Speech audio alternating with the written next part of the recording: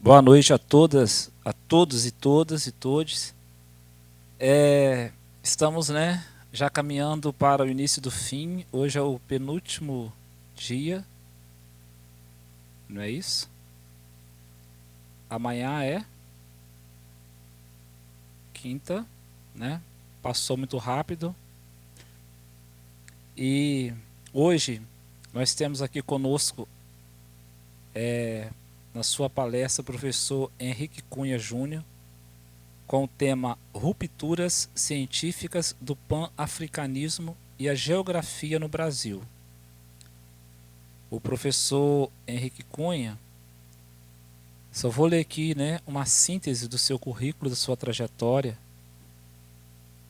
Ele é doutor pelo Instituto Politécnico de Lorraine, Nancy, França, mestre em História pela Faculdade de Letras também de Nancy, França, pós-doutoramento em Engenharia da Universidade Técnica de Berlim, bolsista do governo alemão, isso na década de 80, tá, gente? Quando fazer um doutorado ainda aqui no Brasil, né? Então, fora, veja o desafio.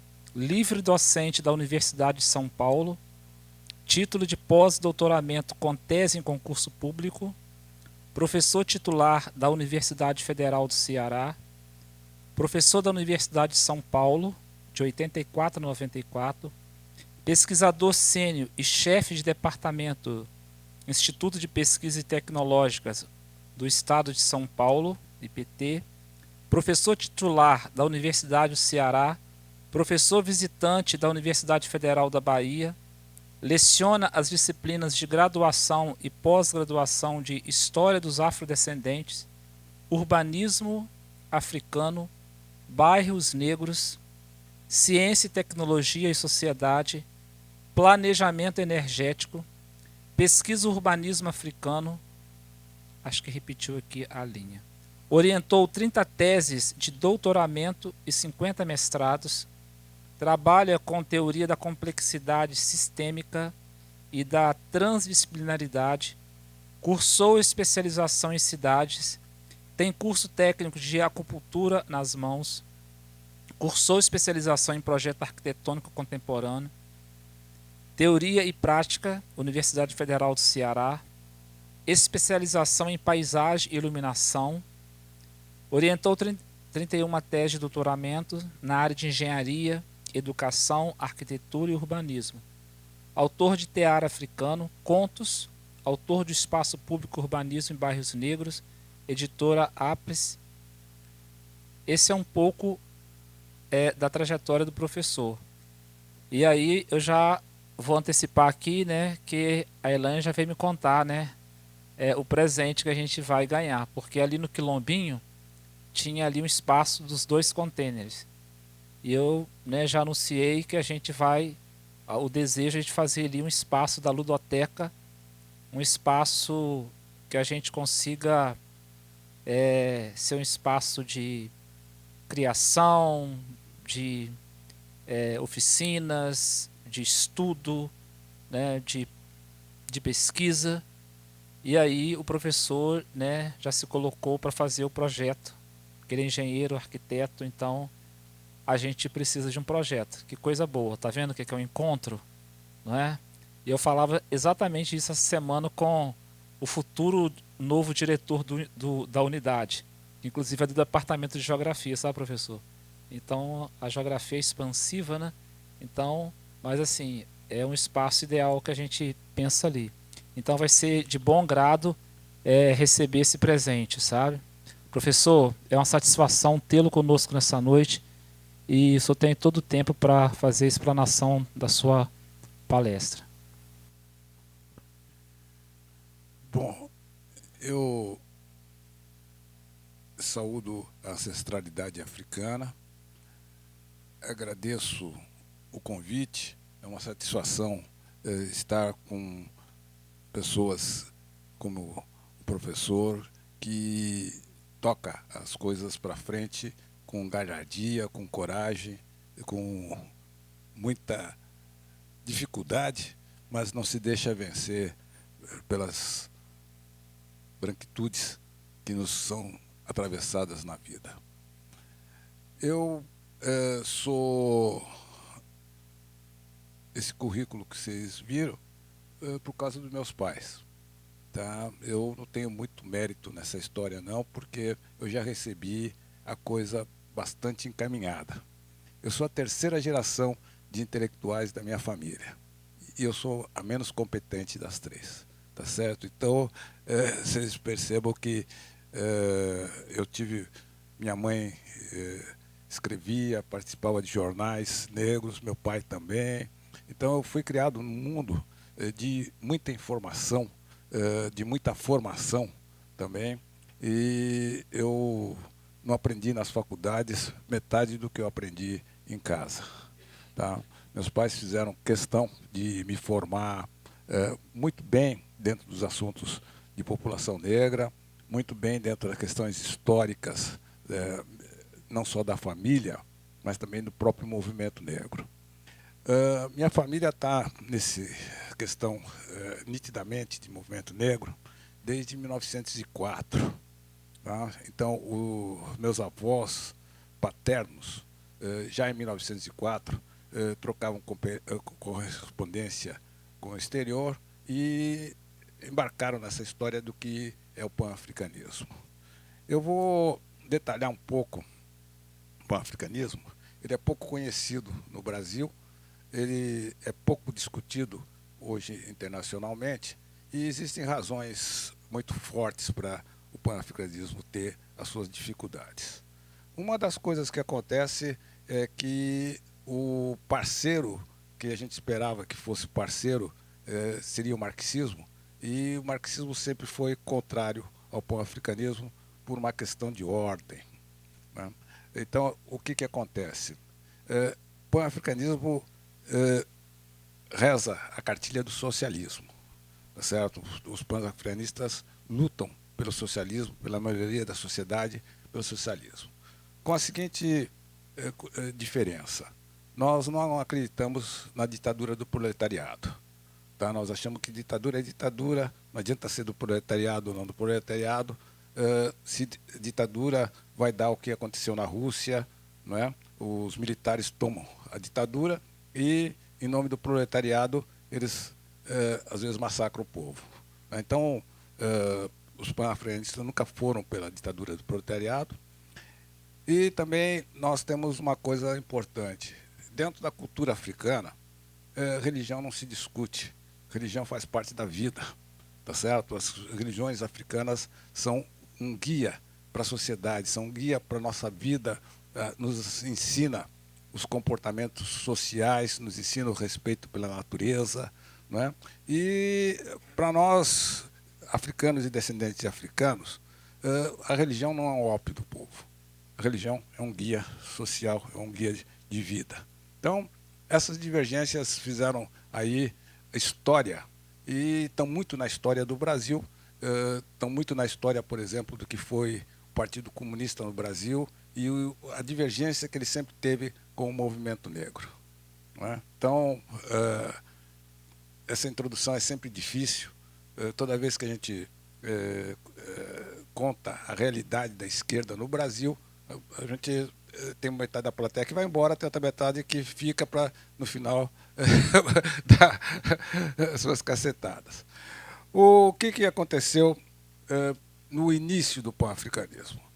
Não tem uma data específica.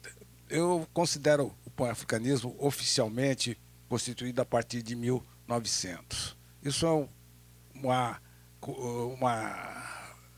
data que não tem unanimidade. Né? Eu posso dizer que o pan-africanismo ele é consequência de 4 grandes vertentes, 4 grandes movimentos. Né? O primeiro movimento importante nessa história é a questão da independência do Haiti e da abolição do escravismo no Haiti. Então, nós estamos falando de 1800 a 1805, um período onde o Haiti faz a sua independência. Agora, o que tem de interessante a independência do Haiti. O Haiti era uma possessão francesa, os franceses invadiram o Haiti, criaram o escravismo no Haiti, e os franceses faziam, e fazem até hoje, né, uma apologia da Revolução Francesa, da igualdade, da liberdade, e uma série de coisas que valia para Paris, valia para o continente, mas não valia nas possessões no exterior. Então começa por aí a tal história, né? Nós temos uma literatura que os franceses sempre aparecem bonzinhos, sempre aparecem como pessoas corteses, como defensores das igualdades e tudo, e isso não é a realidade da França como Estado, né? Isso não é a realidade da França no mundo, né? Então, essa realidade ela foi discutida e foi vencida no Haiti. O que aconteceu? O Haiti é um Estado com escravidão e sem a liberdade política do Haiti. Então, grupos haitianos de descendentes de africanos vindo da região, principalmente do Beni. Tá? Então, a teoria revolucionária do Haiti é uma teoria do voodoo. Tá? Uma teoria que pensa as ideias, vamos dizer, a partir do voodoo, pensa a igualdade entre os seres a partir da ideia do voodoo. Né? Vocês só devem conhecer o voodoo por uma sátira, e não o voodoo pela sua inteligência. Vocês não conhecem o voodoo pela formação, por exemplo, científica que está dentro do voodoo. Tá? Dentro do voodoo, por exemplo, se pratica o Ifá, né? Que eu, por exemplo, dirigi 2 teses estudando a matemática do Ifá. Tá? Eles fazem uma matemática, que era uma matemática que deu origem às matemáticas da computação, matemática binária, né? 2000 anos antes da era cristã. Tá? Então, as ideias que geriram a Revolução do Haiti são ideias teocráticas, são ideias de governos que vinham do Beni, né? E conseguiram organizar a população escravizada e não escravizada em torno de uma ideia comum. Fizeram uma luta contra o maior exército que era do mundo na época, que era o exército de Napoleão. Napoleão não esteve na batalha, mas seus comandados estiveram na batalha. E perderam essa batalha e consideraram essa perda dessa batalha como um ato de violência, porque todos os oficiais franceses que estavam no Haiti foram enforcados num só dia. Tá? Então eles pegaram todos os oficiais franceses e enforcaram esses oficiais. E depois um grupo também de proprietários de terra e tudo mais, eles mandaram eles para a França a nado. Quem sabia nadar se salvou, quem não sabia não se salvou. Então por isso a Revolução do Haiti é considerada violenta, né? Ninguém diz que os franceses mataram no século seguinte 20 milhões de africanos. Né? Sim, a Revolução do Haiti é violenta, é sanguinária, o voodoo ficou sacralizado como uma coisa de violência, né? E ninguém conta o que foi. Agora, o que acontece na Revolução do Haiti? A Revolução do Haiti, eles tinham um propósito de primeiro mostrar ao mundo a competência de populações negras para gerir países. Segundo, eles pretendiam alargar a Revolução do Haiti para diversos outros países. O que o pessoal não fala, por exemplo, é que quem financiou a independência da Venezuela e da Colômbia em armas e dinheiro foi o Haiti. O Haiti não só abrigou os revolucionários da Venezuela e da Colômbia, né, como lhes deu subsídio concreto, armamento e dinheiro para fazerem a independência. Havia um acordo, eles não cumpriram o acordo, mas o Haiti se pretendia um grande palco de, vamos dizer, comando de revoluções pelo mundo. Né? Então, o Haiti faz uma constituição bastante interessante. Na Constituição Primeira do Haiti, os brancos não podiam ter terras porque eles escravizavam as pessoas quando tinham terras. tá certo? Então, era essa a condição. Tá? É uma leitura do momento, mas é uma leitura importante. Não é? Eles não queriam que a ideia de escravização, a ideia de opressão se propagasse. Tanto a Revolução do Haiti tem textos, lendo o texto da Revolução do Haiti, parece texto do movimento negro atual, tal a clareza que eles tinham do seu papel revolucionário. Por isso, a Revolução do Haiti foi perseguida não somente pela França, mas principalmente pelos Estados Unidos. A Revolução do Haiti acabou com a invasão americana, as tropas americanas invadiram o Haiti e depois transformaram o Haiti nessa situações difíceis que nós encontramos hoje, colocaram negros pró-americano safados, eu vou usar a palavra, me desculpem, no poder e tudo, e o Haiti está nessa situação ruim de ditaduras e coisas todo por um processo instruído pelos americanos, né? Mas então, se você pegar a literatura da Revolução do Haiti, ela é amplamente progressista.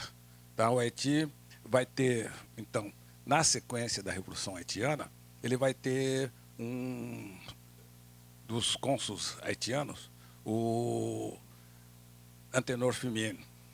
Antenor Firmino é uma figura que é indispensável conhecer o Antenor Firmino, porque ele é o primeiro cara a teorizar sobre as questões da raça.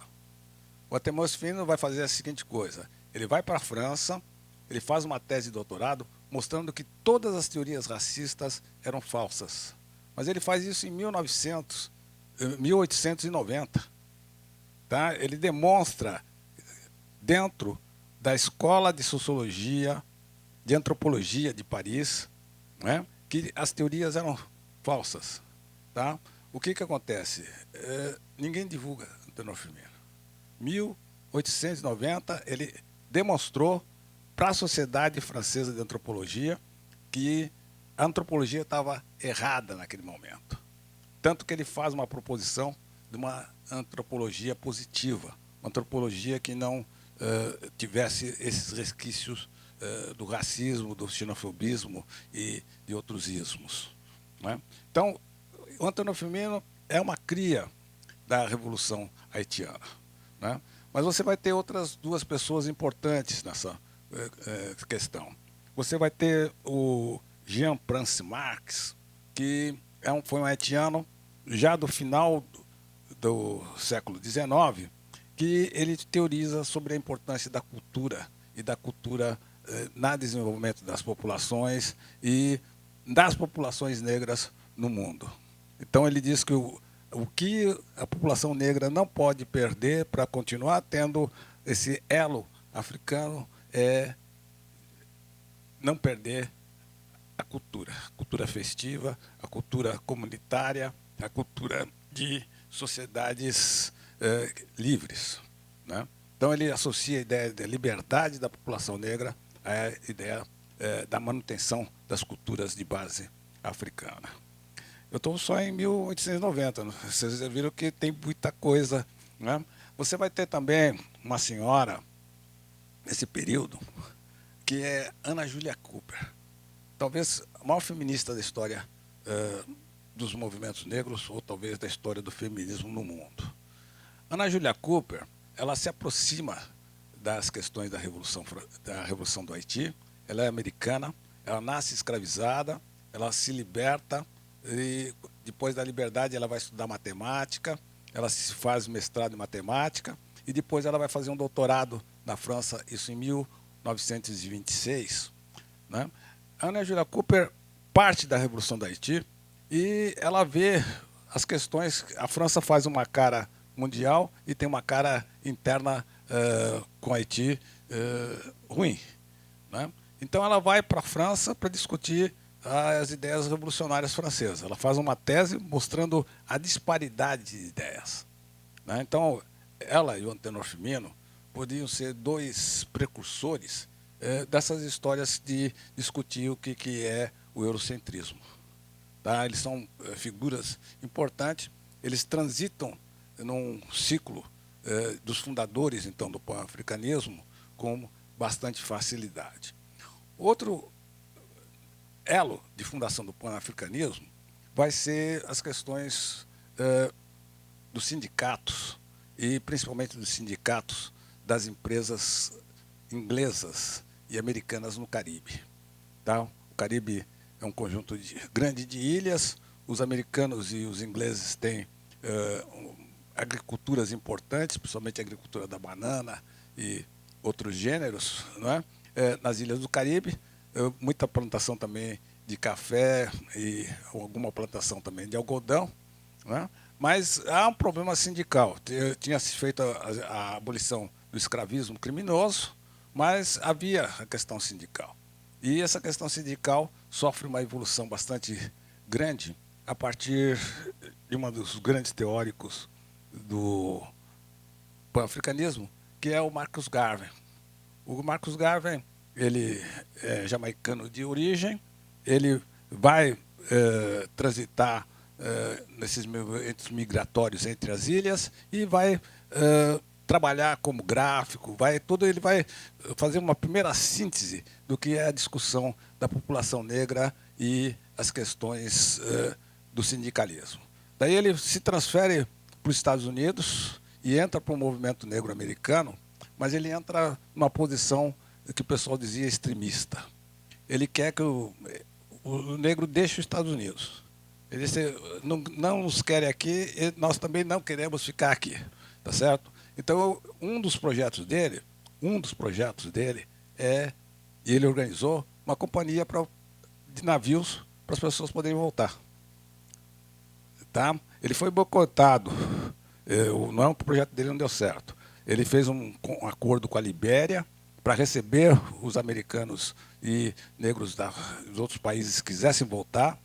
O processo de volta para a África é um processo que a gente ainda não discutiu, né? Mas é um processo que muita gente no Brasil executou.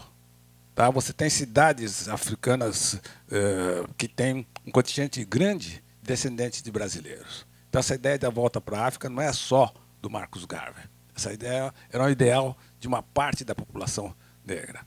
Vocês têm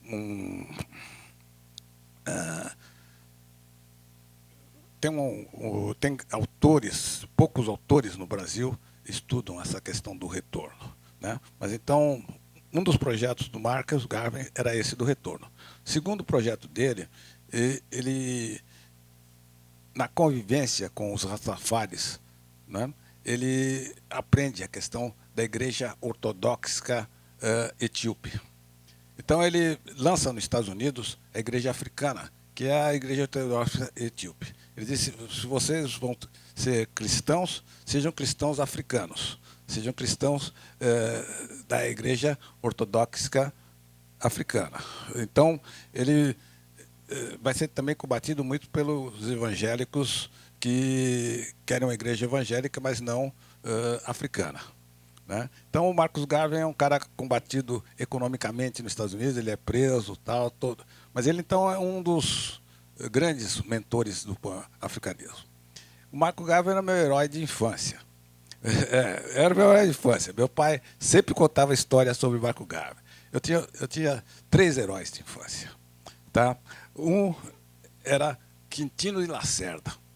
Tá certo? Quintino de Lacerda foi um cara que foi escravizado em São Paulo, por volta de 1860, e ele conseguiu a sua liberdade, mas ele, no processo de conseguir a sua liberdade, ele estudou direito. Então, ele acompanhou todo o movimento da Escola de Direito em São Paulo, aprendeu autodidaticamente direito, e o dia que o escravizador dele quis que ele voltasse, ele disse, não, eu sou um homem livre. E fugiu para o Quilombo em Santos. E depois foi advogar como rábula, que era a forma que você podia advogar antes, em favor dos escravizados. Né? Ele e o Luiz Gama são 2 pessoas que foram escravizados no Brasil, que tinham uma formação em direito. O Luiz Gama foi homenageado recentemente pela Universidade de São Paulo, que o deu o título de advogado pós-morte, né, pelos processos que ele participou. O Luiz Gama conseguiu, em 500 processos, libertar mais de 500 pessoas que eram por questões de escravismo indevido, tudo. Então, ele tem... E o Quintino da Serra, na mesma gama, também defendia processos, né? Então, as histórias minhas de infância eram desses pequenos símbolos históricos, tá certo? Então, e assim, agora hoje eu entendo meu pai, né, e minha mãe, porque eles repetiam essas histórias muitas vezes. Eles contaram a mesma história uma vez só. Tá certo? Olha, aprenda a lição, menino. É assim, olha, tem que estar de cabeça, tem que ter projeto, tem que ter coisa, tem que ser independente economicamente, tá certo? Então, havia toda uma estrutura de pensar que eu recebi dessas pessoas. Então, esses nomes grandes que eu estou falando do pan-africanismo, eu os ouvi, quando criança, dezenas de vezes. Tá? Havia, então, uma pedagogia interna da casa. E meu pai e minha mãe tinham uma vida muito dentro do movimento negro. O que acontece? Meu pai foi um dos fundadores do jornal da imprensa negra, o Clarim da Alvorada. Minha mãe também escreveu no Clarim da Alvorada, isso em 1926. Que ele fundou o jornal, né? Mas eles participaram também da Associação Cultural do Negro de São Paulo. E a Associação Cultural do Negro de São Paulo era no centro de São Paulo, num dos edifícios que era muito prestigiado na época, que era o edifício Martinelli, tá certo? E dentro do edifício Martinelli, que era um prédio do centro de São Paulo, foi o primeiro grande edifício, né? Haviam duas associações negras. Havia a Associação Cultural do Negro e havia o Coimbra também, que era uma outra associação negra, né? Agora, assim, a Associação Cultural do Negro, muitas pessoas eram considerada elitista. Elitista porque se fazia muita literatura e se fazia muita música, se tocava piano e coisas desse tipo, então as pessoas diziam que era elitista. E se discutia política. Tá? Então, assim, haviam grupos dentro da Associação Cultural do Negro de diversas tendências políticas, né? Eu, depois que eu fui decodificar o que acontecia, né? Havia, por exemplo, gente do Partido Comunista, teve gente, por exemplo, que foi fazer curso, inclusive na União Soviética, cursos na década de 50, eu nasci em 52, eu estou falando da associação, quando eu me entendia por gente, aí de 1960. Né? Mas, assim, era um pessoal que tinha projeto político. Tá? Um dia eu estou em casa, tinha chegado da escola, meu pai chegou e logo em seguida chegou uma das diretoras, Nair de Araújo. E Nair de Araújo falou: olha, Henrique, nós precisamos ir lá para a associação, porque o Esmeraldo Tarquínio vai vir conversar com a diretoria. Meu pai falou: vista-se, você vai pegar na mão do futuro governador do estado de São Paulo. Tá? Pensa o que é o movimento negro paulista de 1960, fazia planos para eleger um negro governador do estado de São Paulo. Não era projetinho. Tá? E só não deu certo o projeto por causa da ditadura militar. Tá? Só não deu certo o projeto por causa da ditadura militar. Tá? A ditadura destruiu todo o núcleo que tinha essas ideias, destruiu todo o núcleo econômico que financiaria essas candidaturas. O Esmeraldo Tarquínio chegou, ele fez também parte do Partido Comunista, precisa dizer isso. Ele foi eleito prefeito de Santos, que era o passo antes de ser, e o que aconteceu? A ditadura o caçou. Ela não só caçou Esmeraldo Tarquínio, como também todos os negros que tinham dinheiro em São Paulo que apoiavam essa candidatura, todos eles faliram. Tá? Então, há um processo desse tipo. Então, assim, a minha infância tem muito a ver com a discussão política, tem muito a ver com o pan-africanismo de dentro de casa, tem muito a ver com literatura negra. Eles faziam rodas de literatura em casa, as pessoas declamavam, tal. Era, era uma forma de fazer festa. Também se cantava, se tocava, cada um tinha que fazer alguma coisa. Eu, por exemplo, comecei a estudar piano aos 8 anos de idade, muito por causa das festas que tinha em casa e eu precisava fazer alguma coisa. Como eu fui estudar piano, tá certo? Então, uma vida cultural muito boa e muito feita. Mas havia questões que eram difíceis de entender. E essas questões se confrontam entre o pan-africanismo e o marxismo. Né? Em 1964, houve um assassinato do filho de um dos militantes do Partido Comunista, um militante negro do Partido Comunista, teve o filho assassinado. Ele morava em Embu. E meus pais foram lá cumprimentá-lo, dar solidariedade e tudo mais. Né? E chegando lá, eles tinham um grupo de teatro. E eu cheguei e falei para meu pai, aqui também é teatro negro. Meu pai, não, aqui não é teatro negro, não. Aqui é teatro popular. Eu olhei para o meu pai assim, olhei para a turma, aquele tempo criança não discutia, tá certo? Não tinha um branco, eram todos negros. Mas ali era teatro popular, não era teatro negro. Está vendo a diferença da versão do partido? Né? Para mim era muito esquisito, porque o teatro negro, da Associação Cultural do Negro, tinha brancos. E o teatro que não era negro não tinha brancos. Bom, o que acontecia? Havia uma divisão política dentro do próprio movimento, né? Mas essa divisão tinha uma coisa que as divisões hoje não têm. Tinha um respeito mútuo. Os caras discutiam ferranhamente, né? Mas mantinham um respeito. Hoje não. Hoje, quando o seu grupo político não está, o outro é escrachado, encontrou na rua, tem gente até que sai no pau. Né? Então, assim, havia uma discussão, havia uma constante rediscussão dos temas.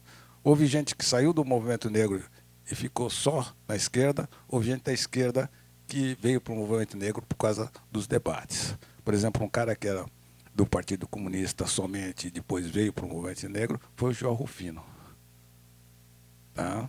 Que é um grande intelectual negro, é um cara que escreveu bastante, fez muita coisa, é um dos grandes intelectuais da década de 70 e 80, né? E ele era só do Partido Comunista e veio. Então, assim, nós vamos ter migrações, vamos ter adesões, vamos ter...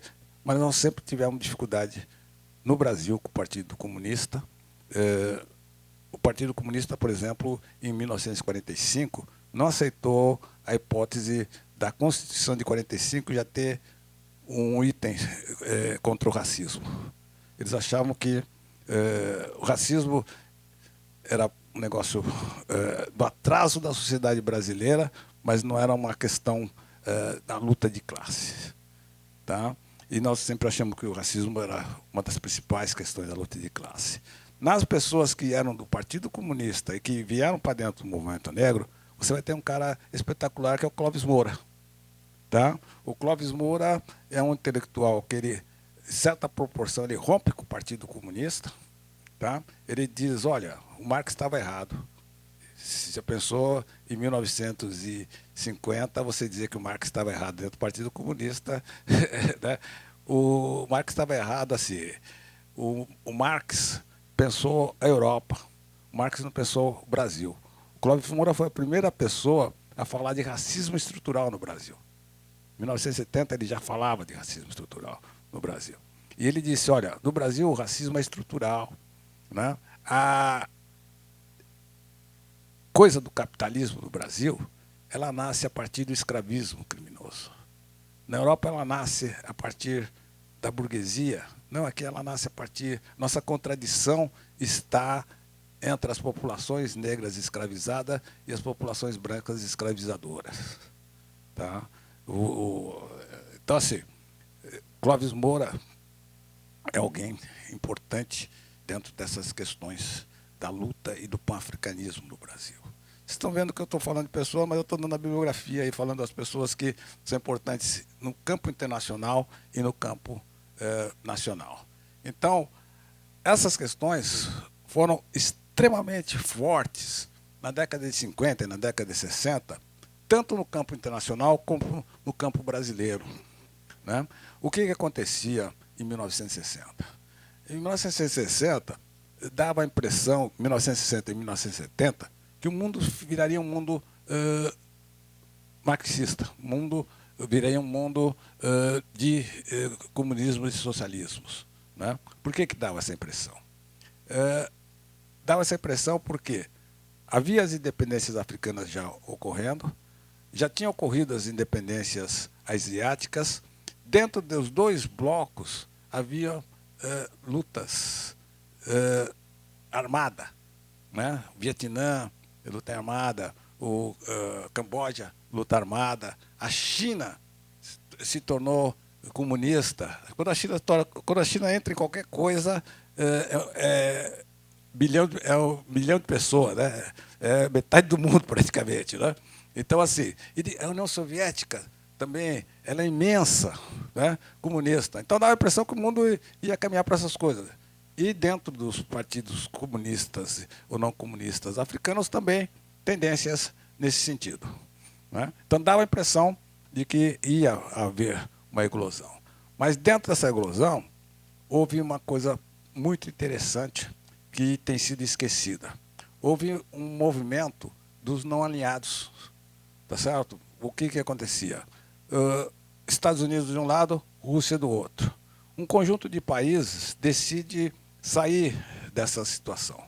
Os africanos fazem uma carta para o Partido Comunista Soviético, declarando claramente que precisávamos de arma, mas não concordávamos com a ditadura do proletariado, nem com a visão antirreligiosa. Né? Religião e eram os pontos aí. Essa coisa dos não alinhados, né, tiveram dois grandes congressos. A Indonésia, de um lado, a Iugoslávia, de outro, o Egito e até Cuba também entrou nessa coisa dos não alinhados. Né? O que se discutia? Se discutia fundamentalmente como que é que esses países que estavam em deficiência tecnológica iriam se industrializar sem depender dos grandes países. Né? Então, se pensava uma forma de mudança, vamos dizer, do curso das economias para que esses países tornassem independentes, tanto do bloco soviético como do bloco americano. Né? Só que essa discussão dos não alinhados, ela teve coisas bastante amplas. Por exemplo, o Egito fez uma revolução na arquitetura para construir casas populares sem cimento e sem ferro, porque o cimento e o ferro é o que penalizava, o que tornava caro as construções e fazia com que os países tivessem, vamos dizer, uma dependência dos americanos ou dos russos. Né? Então, quer dizer, se discutiu também muitas questões de saúde, se discutiu muitas questões de combate aos imperialismos e combate aos racismos. Né? Dentro do Caribe, os não alinhados, eles discutiram muito a questão da educação nacional e eles tinham as questões das línguas. Você vai à Guiana, ex-Guiana inglesa, a população fala um inglês que é o inglês popular, né? Que não é o inglês clássico. Só que a escola fala o inglês clássico.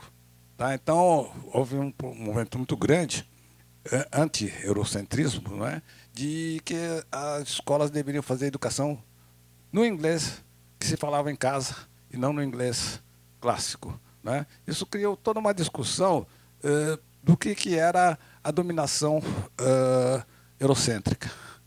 Tá? Então, tem uma dominação eurocêntrica muito discutida, né? Consequência dessas discussões, a gente tem dois grandes exemplos. Um deles é uma autora chamada Marimba Aine, né? A Marimba Aine, ela é americana de nascimento, trabalhou nas coisas dos movimentos negros americanos durante uma boa parte da vida, e depois ela acha os movimentos negros americanos um pouco démodé, né? E ela vai para o Quênia.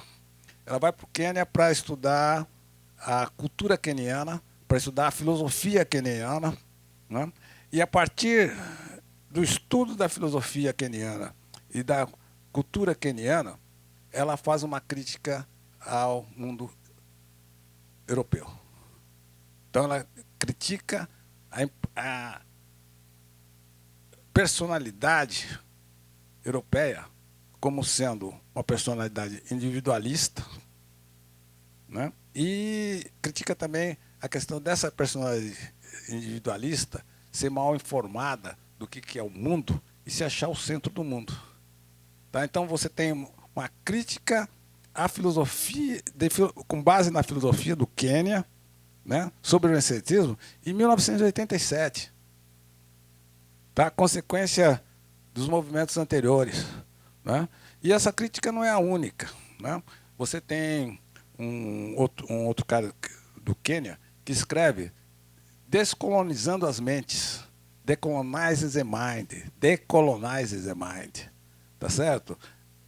1980 também.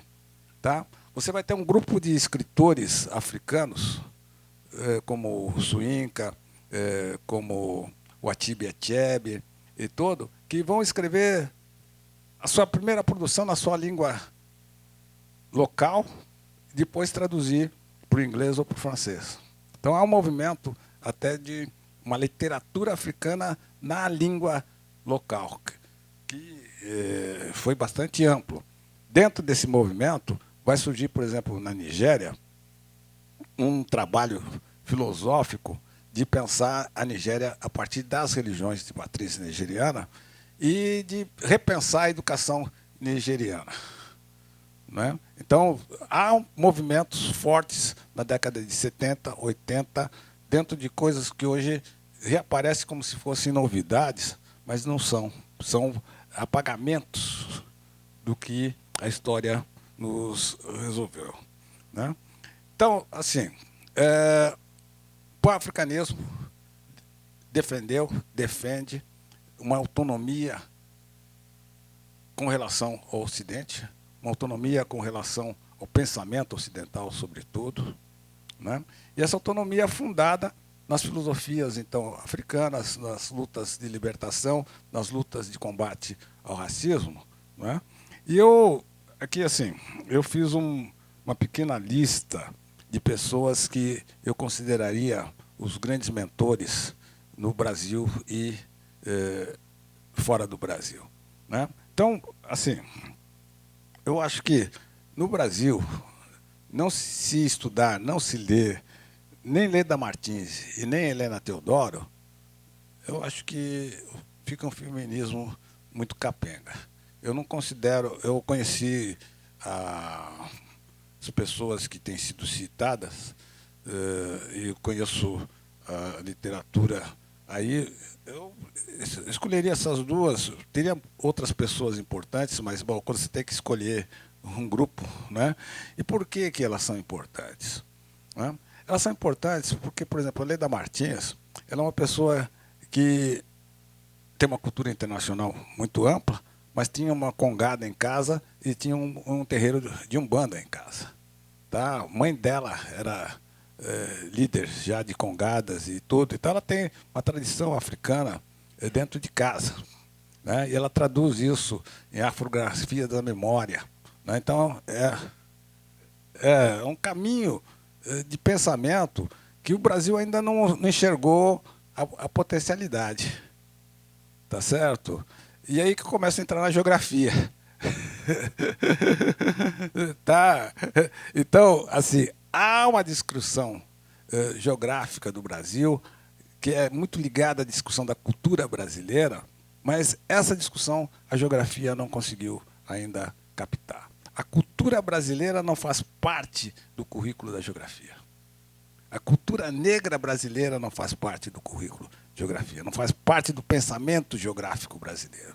Ele continua ainda um pensamento geográfico muito ligado a uma percepção do território geográfico e uma percepção da paisagem sem um aprofundamento dessa paisagem. Tá? Então, Leda Martins, Helena Teodoro. Helena Teodoro é também uma pessoa que pensa a partir do terreiro, pensa a partir das mulheres de terreiro, né? E tem uma inserção muito grande na literatura. Helena Teodoro, em 1974, 75, né, organiza dois congressos de literatura negra, né, e traz moçambicano, traz gente de Portugal, traz gente do Brasil todo, né, e nossa história não lembra dessas coisas. Tá certo? Eu colocaria dentro do conjunto um cara que eu acho que é chave da história brasileira, talvez o maior cientista do Brasil, tá? Chamado Juliano Moreira. Tá? Por que o Juliano Moreira? Juliano Moreira é um médico que está no século retrasado, que defende a sua tese de doutorado em 1892. Agora vocês pensam, um negro, médico na Bahia, em 1892, defendendo tese de doutorado. Esse cara defendendo tese de doutorado com informações do Brasil e da Polônia. Tá? E o que ele faz, Juliano Moreira? Era uma época que o Brasil acreditava que existiam doenças de negro e doenças de índio. Tá? E que existia também, no Brasil, o mal dos trópicos, que nós não tínhamos tanta inteligência porque o trópico cozinhava o nosso cérebro. Né? Então tinha o mal da raça e o mal do trópico. Né? Os intelectuais brasileiros todos acreditavam nessa história. Né? Se vocês lerem detalhadamente Casagrande e Senzala, você vai encontrar essa história muito patente lá. Tá certo? Tá? Então, assim, acreditar no mal da raça e no mal dos trópicos não é um negócio do século retrasado, da época do escravismo somente. É um negócio que se repercute na cultura brasileira até hoje. Tá? Os professores de matemática têm dificuldade de entender quando os meninos ou as meninas negras tiram 10. Eles têm dificuldade. Tá? Eles têm dificuldade. Eles não acreditam que você não copiou, que você raciocina igual a todo mundo. Tá? Eu enfrentei muito disso na escola. Eu era muito bom em matemática. O professor olhava, mas é você mesmo. Não, não sou eu, não. É o meu espírito.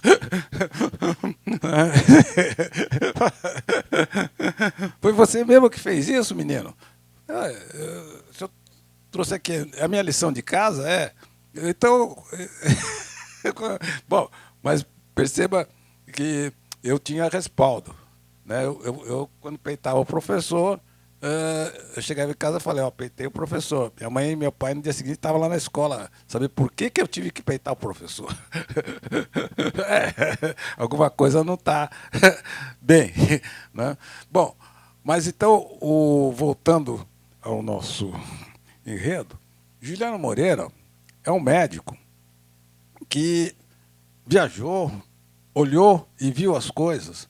Ele viu que todas essas doenças, todas essas coisas que eram mal da raça, existia também na Polônia.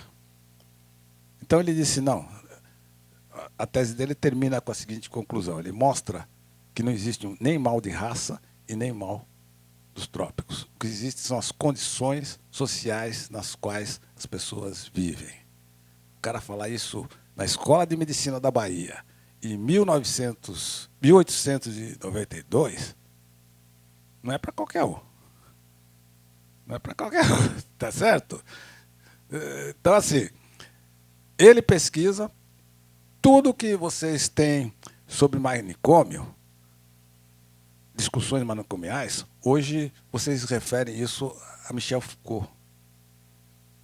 Juliano Moreira fez tudo o que Michel Foucault escreve. Ele não só escreveu, ele fez tudo. Ele fez a mudança do manicômio. Ele foi para a prática da coisa, além de escrever sobre a coisa.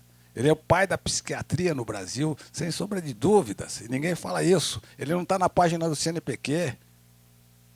Tá? Se as ideias de Juliano Moreira tivessem sido difundidas no Brasil, nós não estaríamos na situação crítica racial que nós estamos. Ele foi encoberto. Né? E assim, o grande problema da nossa peleia entre panafricanismo e marxismo é que os marxistas nunca nos apoiaram nessas coisas. Eles sempre divagaram, vamos dizer, nessas questões. Os marxistas sempre adotaram Casa Grande Senzala nos seus cursos. Com toda a denúncia que o movimento negro fez desde 1940, tá? Criticar Casa Grande Senzala dentro do movimento negro não é um negócio novo. Tá? A primeira grande crítica da Casa Grande Senzala, quem faz é Guerreiro Ramos. Tá? 1950 tem um texto do Guerreiro Ramos, acaba com toda a sociologia brasileira, dizendo que é uma sociologia de copiadores, de enlatados, que não pensavam o Brasil a partir do Brasil. Tá? E vai um por um mostrando os problemas do que se fazia. Mas então, assim, nós temos Guerreiro Ramos, nós temos Juliano Moreira, nós temos Helena Teodoro, nós temos Clóvis Moura, e essas pessoas não estão nos currículos nem das faculdades que se dizem progressistas. Nem do curso de medicina, nem do curso, nem dos cursos, por exemplo, há uma geografia descrita, por exemplo, no candomblé. O candomblé é geográfico. O candomblé é matemático. E isso não foi assimilado. Agora, isso não é dito de hoje. Isso é dito de muito tempo. Eu ouvi isso quando criança. Né? Então, as nossas quereras caminham por essas coisas. A cultura da geografia no Brasil não conseguiu ultrapassar o Marx. Ele ficou no Marx. Tá? E as ideias são muito além do Marx. Tá? Então, é esse o embate, vamos dizer, entre o panafricanismo e as coisas que nós temos tido. O panafricanismo certamente tem seus defeitos, não só tem qualidades. Tá certo? Então, não vamos fazer uma defesa sem olhar os problemas. Né? Um dos problemas é a questão ainda das independências africanas que não se converteram numa realidade ampla. Né? Então, existe uma boa parte de culpa do panafricanismo nisso. Não tenho dúvida, estou mostrando um defeito. Mas tem outras qualidades. Uma delas é que o panafricanismo revolucionou a história e os historiadores não perceberam isso. Então, vamos pegar o último item aqui da minha listinha das coisas que eu tinha aqui conversar. Assim, o que interessa em ciência é ruptura científica. O que interessa em ciência, a ciência muda quando tem ruptura científica. Um autor espetacular para entender a ruptura científica é o Thomas Kuhn. Thomas Kuhn, ele escreve em 1960 um livro onde ele discute o que são as revoluções científicas. E ele escracha a ciência, ele põe a ciência a nu. Ele diz, olha, tem coisa que está errado e os cientistas sabem que está errado. Mas eles têm um paradigma antigo, tem uma porção de editora, tem uma porção de gente financiando, tem uma porção de correntes políticas atrás disso, e ele não vai mudar por mudar. Ele vai continuar tentando pegar o paradigma antigo e reformá-lo. Mas ele não muda. Ele vai combater qualquer nova ideia. Então, a nova ideia é o novo paradigma. O que muda a ciência é o paradigma. A epistemologia não muda a ciência. A epistemologia, no máximo, ela reforma o método de avaliação da ciência. Então, por exemplo, hoje no Brasil se fala muito mudança epistemológica, mudança epistemológica. Né? Muita gente investiu a vida nisso e vai perceber que não fez grande mudança na ciência. O paradigma das ciências no Brasil continua sendo os gregos, os romanos e os franceses. Não são nem os europeus. No Brasil é o grego, o romano e os franceses. Tá? Então, assim, mudança de paradigma é pensar, e falei em Juliano Moreira, ele mudou o paradigma da ciência. Ele não foi divulgado, mas ele mudou o paradigma da ciência. Falei de Clóvis Moura, ele mudou o paradigma. Ele, dentro do marxismo, ele rompeu com o marxismo clássico. Tá? Então, são pessoas que fizeram rupturas significativas na ciência. Então, o que interessa na ciência não é a epistemologia dela apenas. O que interessa na ciência são as rupturas científicas. Né? E, atualmente, é uma época espetacular para a ruptura científica. O próprio Ocidente está fazendo rupturas científicas. Algumas porque eles querem, outras porque eles estão sendo forçados. Né? Então, assim, a ciência no mundo mudou muito nos últimos 40 anos e essa notícia não chegou no Brasil. Nós somos... Hã? Não, eu já vou terminar aqui, depois eu bebo água. Obrigado. As ciências no Brasil não perceberam duas crises. Uma, econômica. A economia asiática ultrapassou a economia europeia. A ciência asiática ultrapassou a ciência europeia. No Brasil, nós continuamos olhando como se a Europa comandasse, como se ela fosse a referência científica. Isso não é. Outra coisa que não se olha no Brasil, não se olha a produção islâmica de ciência, que é uma produção extensa, frutífera e com diferenças enormes com as abordagens europeias.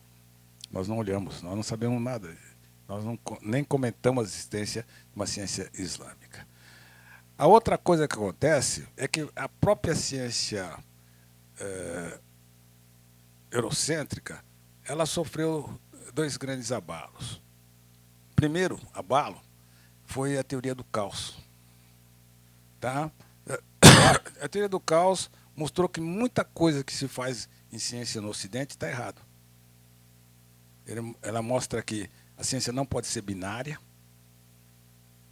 Tá? Então, assim, o marxismo é binário. Tá? Ou você é capital ou você é trabalho. Você não pode ser misto e não pode existir uma quarta coisa. Né? Então, o que aconteceu com a teoria do caos? A teoria do caos mostrou que toda vez que você faz uma ciência baseada só em dois princípios, e esses dois princípios você os utiliza como opostos, você perde muita informação. Então, o que aconteceu com a teoria do caos? Elas precisavam explicar fenômenos como os tufões no Caribe e tudo mais, mas com a ciência binária não se consegue se explicar. Eles perceberam que precisava engrossar essa ciência. Então, a ciência hoje se trabalha com modelos de quarta e quinta ordem.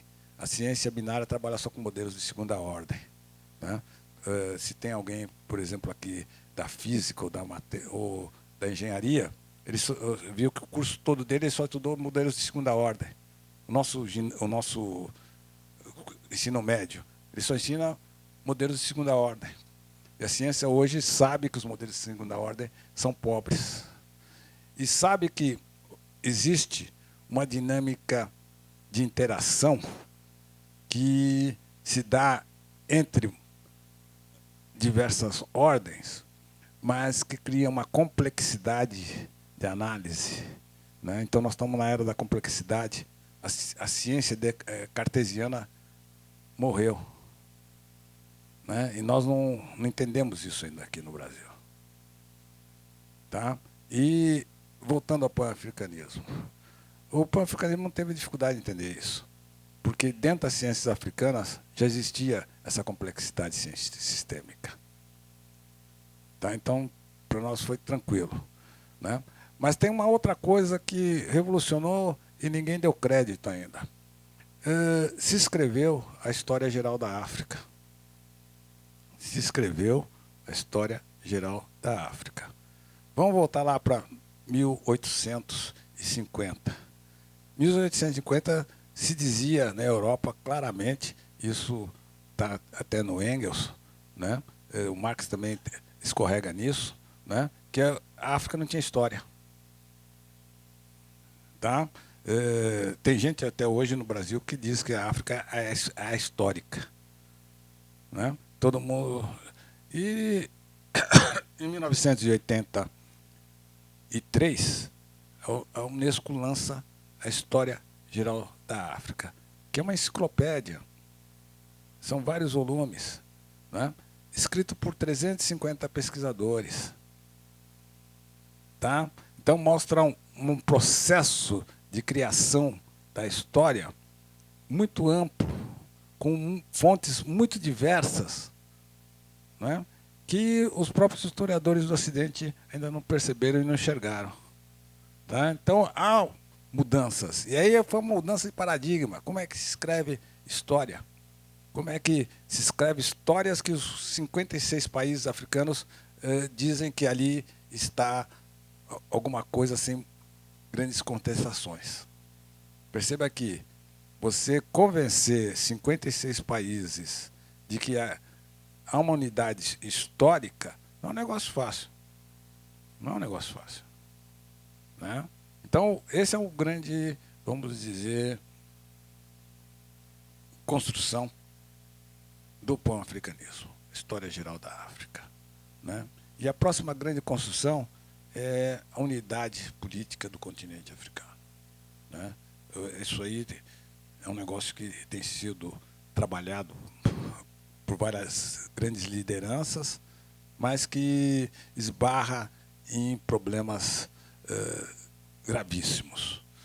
Qual que é um dos problemas gravíssimos? Hoje a Europa depende de energia da África. Com os russos fora da... Se a África não fornecer energia para a Europa, eles vão morrer de frio. Tá? Então, eles puseram mais tropas no continente africano.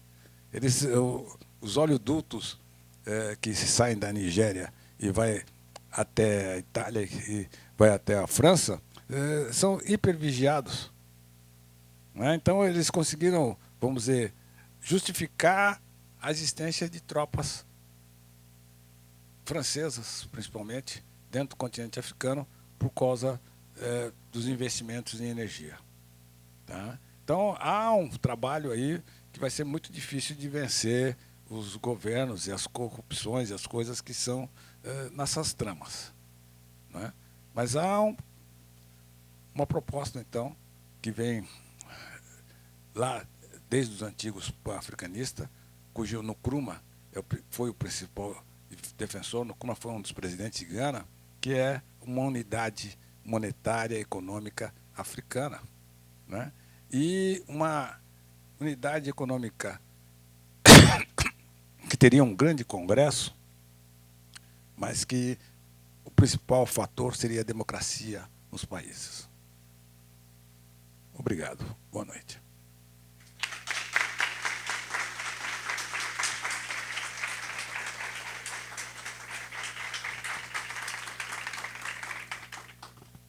Uma aula, né?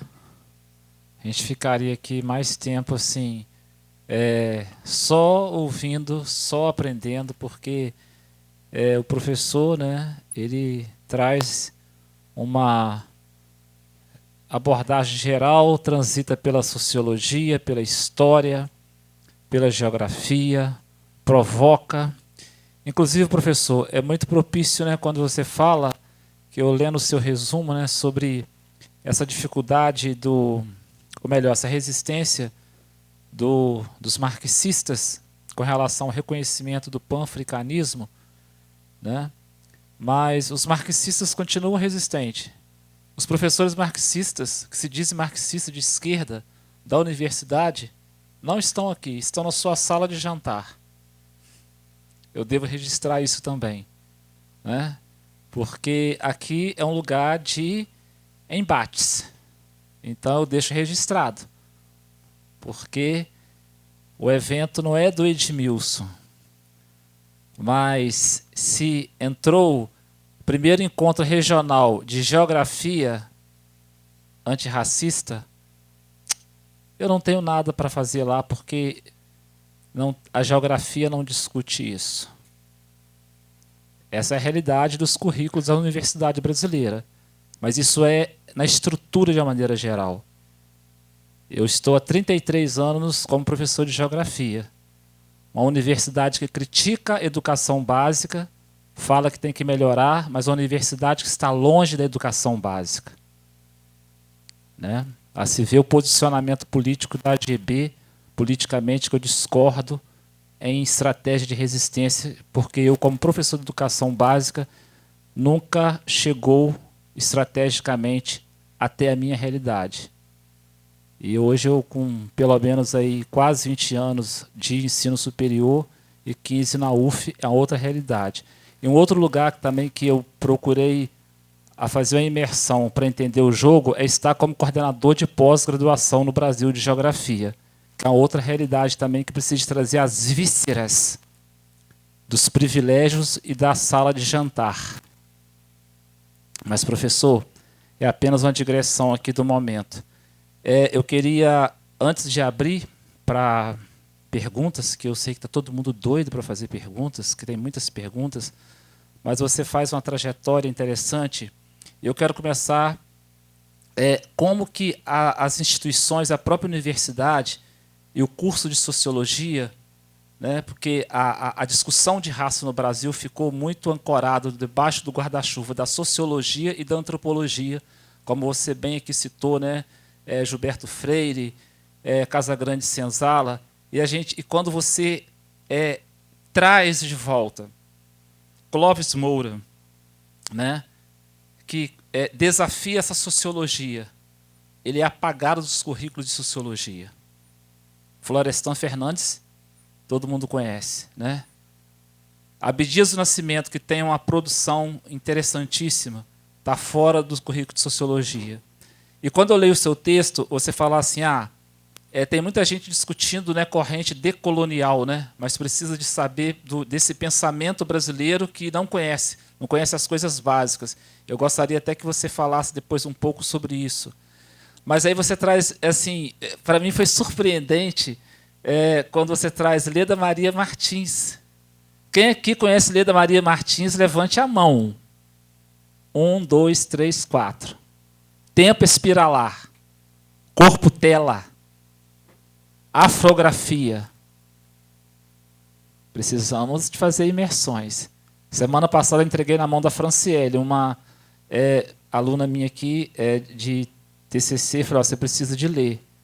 Leda Maria Martins. Mas aí é muito bom quando você traz essas referências, né, que está fora dessa geografia. Você colocou uma coisa assim, a geografia, né, cultural, como é que no Brasil ela foge disso, né, não tem essa discussão. Que aí depois eu gostaria até que você falasse mais um pouco dessa sua percepção, porque você traz, é interessante na fala do professor, que ele começa com a vivência num circuito familiar, né, e ele coloca assim, olha, eu sou da terceira geração, né, eu sou né, dos intelectuais ali, né, eu sou que sei menos, né? Então ele coloca aqui o movimento negro na década de 20, produzindo jornal. Porque quando a gente estuda o movimento negro, a gente vai para lá para o Clarim, né? Então a gente pega exatamente essa referência. Eu estou falando aqui, eu me arrepio, porque a gente tem que aproveitar. Isso aqui é muito, mas assim, é muito significativo. E, né, e a galera jovem que está chegando agora, que, né, vai estudar a questão racial, sabe? Não fica na superficialidade, que agora virou moda. Decolonial para lá, decolonial para cá. Tudo bem, tem que ler, mas tem que ir nos clássicos. E muitas vezes esse clássico, né? Vou até tirar a palavra clássico, né? Tem que ir realmente nos precursores, né? A gente tem que conhecer a literatura brasileira, quem fez e onde estão, né? Quando o professor fala assim, olha, eu como gosto, o pessoal sabe que eu gosto muito de arquitetura, né?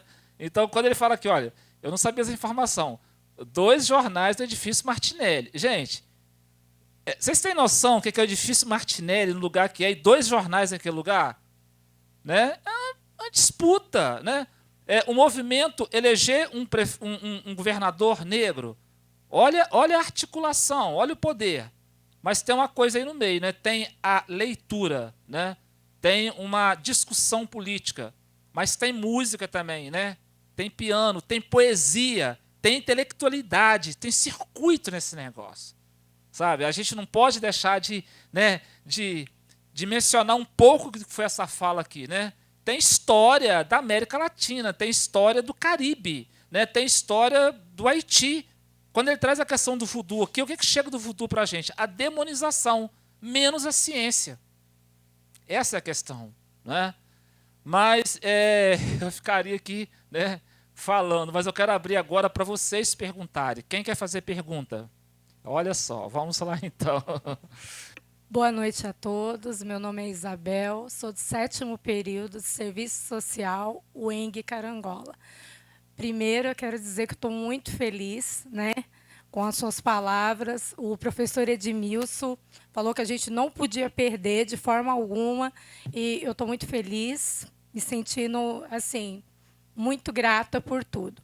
A minha pergunta é, você falou sobre Marx, né? Marx aponta que a exploração do capital ela traz fome, miséria, violência, desamparo, e com isso vem as expressões sociais. No caso, vem todas essas mazelas. Qual é a sua concepção de Marx? Para muitos, sonhador, revolucionário, para alguns fracassados na questão do profissional, né? Na questão da família, porque os filhos dele chegaram a morrer logo crianças, né? E a filha seguiu seu caminho, na vida adulta se suicidou. Qual é a sua concepção de Marx? Vamos passar a próxima pergunta. Boa noite, todas, todos e todes. Me chamo Mário, sou do curso de Pedagogia da UF de Angra dos Reis. Eu vou fazer uma pergunta, mas antes da pergunta eu vou deixar uma inquietação que eu tenho feito todo dia aqui, e queria agradecer ao professor Edmilson por essa coragem, porque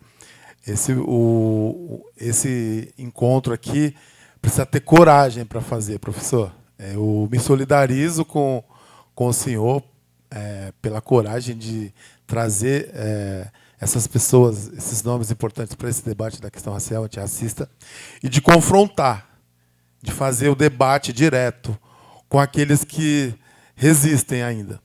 Mas, enfim, para iniciar a minha fala, a minha pergunta, eu vou fazer aquela pergunta clássica, né? É resistência ou é racismo daqueles que não querem estar aqui para fazer essas discussões? Aí fica a inquietação para todas, todos e todes. É resistência ou é racismo? Ao professor, obrigado pela aula.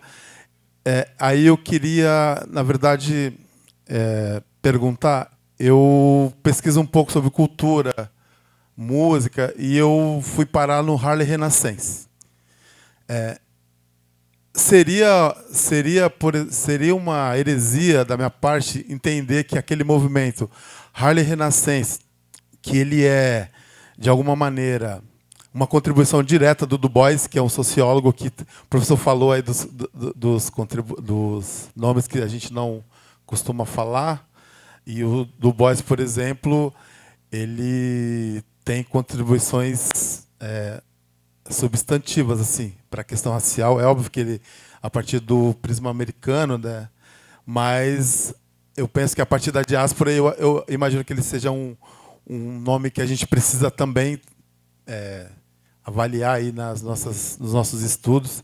E o Harlem Renascense ele traz embora ele não traga uma totalidade da vivência de toda classe afro-americana, no caso, estava ali numa situação de uma classe média ou quase classe média de grandes artistas, e aí eles lançam, junto com o Alain Leroy Locke, o livro O Novo Negro. Seria uma heresia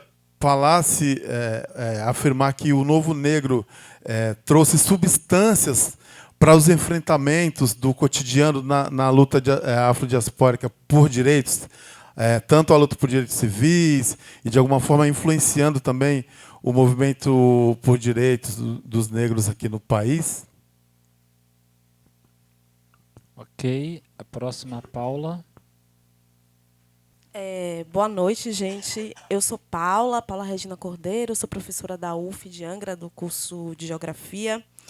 Professor, eu fui sua aluna no curso de Urbanismo Africano, que você deu lá na UF. Eu sou baiana, sou de Salvador. Online, infelizmente, naquele período da pandemia, mas foi uma das melhores aulas que eu já tive na minha vida, inclusive. Assim.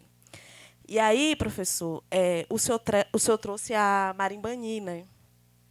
A gente vem de uma ciência, a geografia, que ela tem uma grande dicotomia, né? A gente sempre está aqui tentando discutir a relação de sociedade e natureza, e a Marimbani, lá no livro, né, Yurugu, ela vai trazer o conceito de Maafa, né, que a gente tem tentado discutir um pouco, mas ela também traz uma coisa que eu acho que é muito preciosa para a geografia, né? Que ela vai desvendar, né, como que a gente vai ter, então, essa separação entre sociedade e natureza.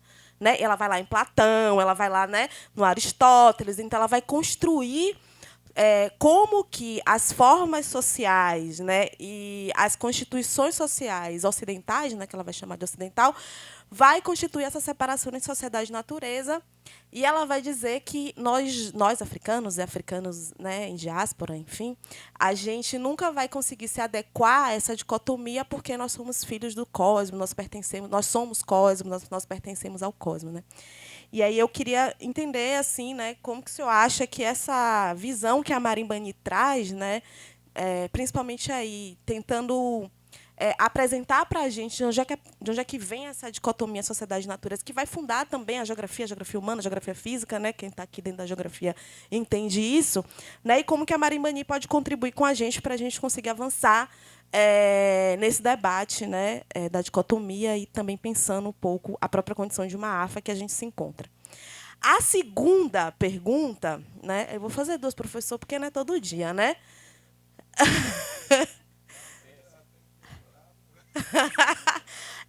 Foi quase isso mesmo. Mas vamos lá. A segunda pergunta, professor, é porque o senhor vai trazer a perspectiva do panafricanismo, né? E o senhor falou do paradigma, né? Que a gente também tem se concentrado muito nos debates epistêmicos. E aí eu queria entender também, assim, e é uma questão bem pessoal mesmo, assim, sobre a relação do panafricanismo com, por exemplo, a afrocentricidade e com o próprio quilombismo, né? Vamos dizer assim. Eu queria entender como é que o senhor tem visto essa relação, assim, dentro do pensamento negro, de suas complexidades, assim. É isso. Ok, então 3 perguntas. Bom, tem meia dúzia de teses de doutorado aqui para tentar responder em 1 minuto. Assim, o problema não é o Marx, o problema é o marxismo. Ele é o autor principal do marxismo, mas ele não é o único autor do marxismo. Tá certo? Então, no serviço social, você tem muito Marx, a leitura do Marx, mas você tem mais a leitura dos intérpretes do Marx. Tá? Então, como também, por exemplo, nas questões da geografia urbana, né? Você tem os ingleses lá reproduzindo o pensamento do Marx, mas não é o Marx, é o marxismo, né? O que que tem de contraposição? Ele pensa um modelo da sociedade onde as classes estão em constante combate. Não existe trégua, não existe causas comuns, não existe nem a possibilidade de existir causas comuns, né? Eu acho um pouco paranoico, tá certo? Eu acho que tem interesses, sim, comuns, né? Um dos interesses comuns é a estabilidade do Estado, não é? Se os dois vão ficar guerreando, não temos Estado estável, tá? O que não pode ser o capitalismo expoliativo, né? Então, há diferenças entre capitalismo. Isso que a gente não entende, que existem diferenças entre capitalismo, existem diferenças entre socialismos, né? E nós não podemos dizer que o capitalismo na Suíça seja igual ao capitalismo no Brasil. Eu dou aula na engenharia e os engenheiros acham que existe um projeto de engenharia que você aprende a matemática, executa o projeto, e os projetos são todos dependentes desse modelo físico-matemático. E a pergunta que eu dou na primeira aula é: por que o ônibus da Suíça é diferente do ônibus do Brasil? Tá? Se são projetos de engenharia, deviam ser iguais. Então, quer dizer, não existe um projeto de engenharia pela matemática e pela física. Existe um projeto de engenharia como todo projeto humano. É um projeto entre seres humanos, né? Isso, então, vai lá. A questão do marxismo, né? Existem alternativas? O projeto de sociedade africana é estudado e é incorporado no marxismo, ou ele é... Por que a gente não discute os projetos de sociedade africana, por exemplo, nos cursos de serviço social, nos cursos de geografia, não é? Qual que é o projeto africano? O projeto africano, a utopia do projeto africano é que a terra não tem dono. A terra não tem dono. A terra é tão sagrada que não pode ter dono. Tá? Então, assim, compete à comunidade humana discutir como é que vai ser feito esse uso respeitoso da terra. Tá? Isso lança uma outra alternativa de pensar a sociedade, pensar as coisas, que também é uma utopia, né? Mas é uma utopia que também já foi executada em muitos lugares africanos e deu certo, em outros lugares não deu certo. Mas é uma utopia a ser, vamos dizer, ensinada nos cursos, né? Então, assim, o problema não é o marxismo, o problema é a limitação pela qual foi vista as sociedades dentro desse marxismo, né? E, assim, é um modelo, como outros modelos. Agora, o que seria legal é que se apresentasse diversos modelos. O que tem acontecido com esses cursos é que eles apresentam um único modelo, né? Então, um dia eu perguntei para um cara de filosofia por que ele achava que a filosofia grega era a filosofia. E ele deu muitas explicações. Daí, no final das muitas explicações dele, disse: que outras filosofias você conhece? Eu disse: eu não conheço nenhuma outra. Então, se você não conhece nenhuma outra, essa daí tem que ser ótima, né? Isso é pouco. Se você não conhece nenhuma outra, então essa é a filosofia para você. Agora, é por limitação de você não ter ido procurar os outros países, os outros povos, as outras coisas possíveis, não é? E mais um problema: achar que a Grécia espelha a Europa, né? Os balcões estão em luta agora e eles são a Europa também, né? Então, hoje tem o Putin dizendo que a Europa termina 10 metros para lá, os ucranianos dizendo que são 100 quilômetros para lá. Né? Então, a guerra, assim, mas veja que eles estão discutindo o que é a Europa. E nós temos absoluta certeza de que é a Europa aqui no Brasil, né? Então entra mais um outro problema entra mais um problema da geografia, né? A geografia no século XIX ela é arsenal de guerra. A divisão do mundo é feita pela geopolítica pelo conhecimento geográfico que se tem e pelas necessidades econômicas que a Europa tem de matérias-primas, que são todas elas descritas pela geografia.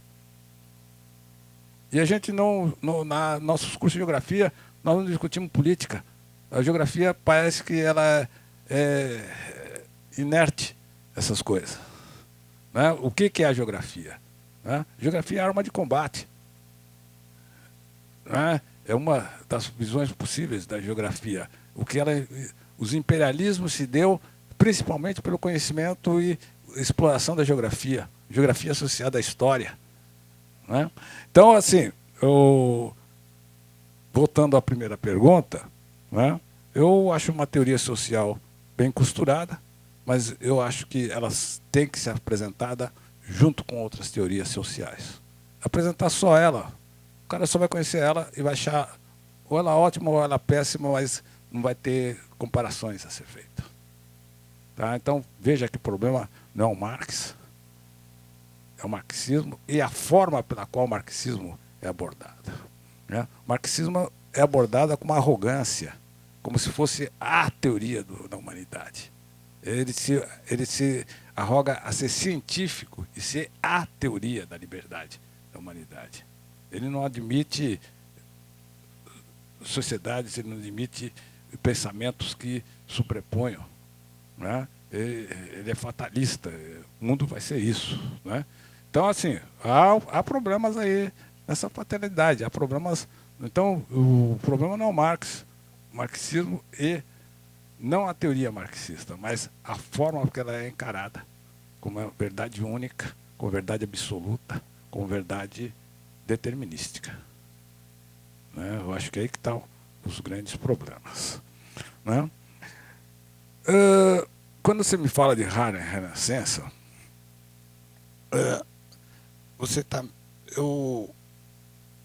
Harlem Renascença é um movimento musical, intelectual, artístico. O Jacob Lawrence é um pintor que retrata bastante. E eu organizei uma das exposições do Jacob Lawrence em São Paulo. Né? Então eu tive que olhar bem. Isso aí em 1989 eu organizei Jacob Lawrence em São Paulo. O Harlem Renascença é um espelho de um renascimento do espírito africano. Vamos ver as duas grandes potencialidades da cultura africana é o associativismo e o coletivismo. Tá? As duas grandes potencialidades. Tá? Quando você fala de clubes negros, quando você fala de Irmandades do Rosário, quando você fala dessas coisas, são associativismos negros. Quando você fala de terreiro de Umbanda, escola de samba, são associativismos. Né? O que faz as pessoas ter uma saúde mental é o associativismo. Tá? Se elas não tiverem associatividades, a saúde mental falece pelas agruras do sistema. Tá? Então, a grande pedagogia humana das culturas africanas é a associatividade. Né? Então, eu acho que aí é um ponto de partida, inclusive para nós pensarmos as questões do serviço social e do modelo de serviço social para os cursos de serviço social ou dos modelos para a discussão da sociedade. Né? E perceba que o capitalismo exploratório, da forma que ele está no Brasil, o que ele tem mais batido é a individualidade das pessoas. As pessoas estão se tornando extremamente individualistas. Nós estamos passando por uma crise de individualismo, assim, eu e meu cachorro resolve todos os problemas do mundo, eu não quero nem saber de mais nada. Hein? Nós nunca tivemos tanta mensagem individual que eu vejo o taxista disse que ele prefere o gato dele a qualquer ser humano. Né? Mas assim, essa mensagem não é uma mensagem isolada. não é um fato isolado. Nós nunca tivemos tanta mensagem para eu me dou bem com meu celular, se eu não vivo sem meu celular. Eu sem meu celular não sou ninguém. Né? Você não reclama a presença humana. Você não reclama a convivência humana. Você reclama um objeto que sem ele você não vive mais. Você não reclama da fome, não reclama do trabalho, você reclama da falta do celular. Perdi meu celular, estou desesperado. Tá? É um pânico que foi criado. Existe esse pânico criado. Tá? Não é à toa. O próprio governo federal concentrou todos os apoios às pessoas no celular. Você não recebe o apoio do governo se não tiver celular. Daí o cara mora lá na serra, no interior do Ceará, que nem antena de celular tem, tá certo? Então o celular dele passa a ser o celular do cara do carro. Tem um cara que aluga o carro, que recolhe as coisas, ele também recolhe os cartões, ele tem um celular, ele mostra o que ele quer mostrar do que o cara recebeu de apoio do governo. Ele também não vive sem o celular, que nem é o dele, é o celular do cara que o explora. Tá certo? O cara cobra R$30 para levar qualquer pessoa à cidade e voltar. Ou cobra 15 se você não for.